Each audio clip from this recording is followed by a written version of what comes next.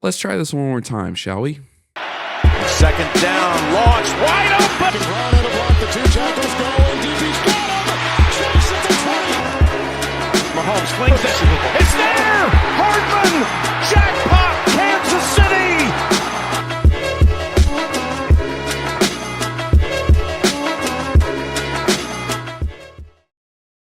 This video is kind of 2-in-1, I guess you can say. It's about how the Chiefs are inevitable, but also how the Bengals can be the ones to beat them. So let's talk about it. The Chiefs have now won 3 Super Bowls in the Mahomes era. Patrick has solidified himself, in my opinion, as the greatest quarterback of all time, and now they're going into the new season looking to be the first team in NFL history to three-peat. And they have the talent to do it. Pacheco, a solid running back who hates the ground when he's running, Travis Kelce, Taylor Swift's boyfriend, Andy Reid, who can arguably be considered the greatest head coach ever, but people aren't ready for that combo. A defense that honestly carried the Chiefs the entire year last year, which has never happened in the Mahomes era. Then Patrick Mahomes himself, who is sponsored by Lipton. Look, if you're sick and tired of hearing about Patrick Mahomes, get some NyQuil. At the end of the day, the man deserves to be talked about. No other player has had his trajectory, has accomplished everything he has accomplished in the window of time he has done it. And no quarterback has ever played football like Patrick Mahomes. He is such an impactful force that everyone wants their quarterback to be Mahomes-esque nowadays. I guess. And listen, I've been annoyed by this team, but I respect the hell out of them. They won their last 2 Super Bowls when there was serious doubt that they could even reach the Super Bowl the last 2 seasons. Now, people don't want down, and I completely understand. Mahomes has had a severe high ankle sprain, didn't matter. Their receivers couldn't catch the ball, didn't matter. The most dysfunctional team in the Mahomes era that I've ever seen, just begging someone to put them out of their misery. Well, Old Yeller got the gun this time, baby. They went through setbacks, cap limitations, have lost star player after star player, and still reign supreme. The AFC doesn't run through Kansas City. The NFL does, until proven otherwise.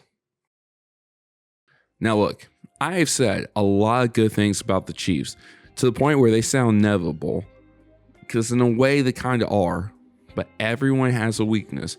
Everybody has that one thing they just can't seem to beat. That's the Bengals for the Chiefs. Now, I want to preface this by saying that the Chiefs have beaten the Bengals twice now, actually. But the feeling that the Bengals can be the ones to defeat Kansas City comes from one game. Okay, let's talk about it. The Bengals winning the AFC Championship game in 2021 is both the best and worst thing that happened to Joe Burrow at this point. You heard me. It proved that your name didn't have to be Thomas Edward Patrick Brady to beat Patrick Mahomes in the playoffs, but because Burrow and the Bengals lost the Super Bowl against the Rams, all he has to show for it is that win against Mahomes. So in a weird way, that's all anyone uses for Burrow and the Bengals. So I'm not going to look at that. I'm going to look at the last 2 times they faced the Chiefs and how they fared against the rest of the league. In a rematch of the 2021 AFC Championship game, the Chiefs would beat the Bengals 23-20. At this point in their 4 matchups, every game came down to 3 points. Last year, in Week 17, the Bengals would again lose to the Chiefs 25-17, this being the largest margin of victory. So what does this mean? How can 2 losses straight prove that the Bengals can beat the Chiefs? The Bengals in the rematch of the AFC Championship game had played, in my opinion, the best version of the Chiefs. A team that wasn't cocky, just wanted to finally beat the team they seemed to lose to from fluke victory after fluke victory. In that first half, I saw a Chiefs team that played better than when they were up 21-3 against the same team. They gave the Bengals their best shot, and they didn't hurt them. The fact of the matter is, that game, with a lot on the line, was Burrow's worst playoff performance, and the team was still 3 points away from tying and potentially beating the Chiefs again. Okay, so what about the 25-17 loss then? That was after Jake Browning and the Bengals led 17-7. Now they still lost and the Chiefs still won the game, but this brings up another point. If Burrow is out there healthy, do the Bengals blow a 10-point lead and still lose? I don't really think so. Yeah, Joe Burrow. No doubt the best player and the best quarterback is Patrick Mahomes. But if you don't think Joe is second, I don't really know what to tell you. The consistency that Burrow has at his best is only matched by Mahomes. He's an absolute stud and shown time and time and time again, no defense, no moment, no scheme is ever too much for him. His footwork, IQ, accuracy, and other intangibles is second to none. So here's the thing. If the Chiefs are the gold standard of the NFL, then the Bengals are the NFL's boogeyman. I'm going to read a list, excluding the AFC North. Here we go.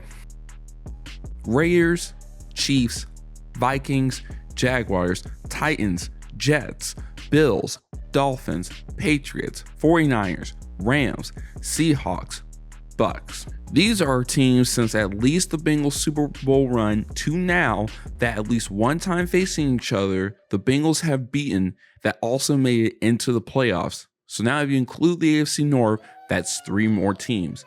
Only the Cowboys, Texans, and Packers were teams that beat them. That is an extremely impressive win-loss ratio against teams that were playing January football. Plus, when they lost, they weren't blowouts, only losing to the Texans, Cowboys, and Packers by a combined total of 9 points. The only team that did beat them by a large margin was the Los Angeles Chargers. The Bengals finished this last season with injuries to Joe, T, and Jamar, the heart and soul of the team being the defense taking a massive step back with the losses of Jesse Bates and Von Bell. Their worst year was a 9-8 record and they almost made it to the playoffs. The season coming up is one that's going to define both teams. The Chiefs have possibly the best chance in NFL history to three-peat for a Super Bowl with an elite defense being relatively injury-free, knock on wood, having the best QB in the league, the best head coach, and a top 3 all-time tight end. The Chiefs have already proven to beat all competition thrown their way. They've been on the brink of defeat only to emerge with victory. They are seemingly unbeatable with no other threat than themselves. The Bengals need to win. Their road, their story ends with a Super Bowl victory, a 4th place schedule, a top 5 at the minimum QB, a top 5 wide receiver, a team that could have been broken when losing a starting quarterback, having injuries pile up, and having one of the toughest schedules in history should have been the end of them. Instead, almost made the playoffs and now looking to emerge from being forgotten and reminding everyone who the Bengals have become. If Burrow and the Bengals can stay healthy and beat the Chiefs and win the Super Bowl, he will solidify himself as Mahomes' true rival and the biggest challenge of his career.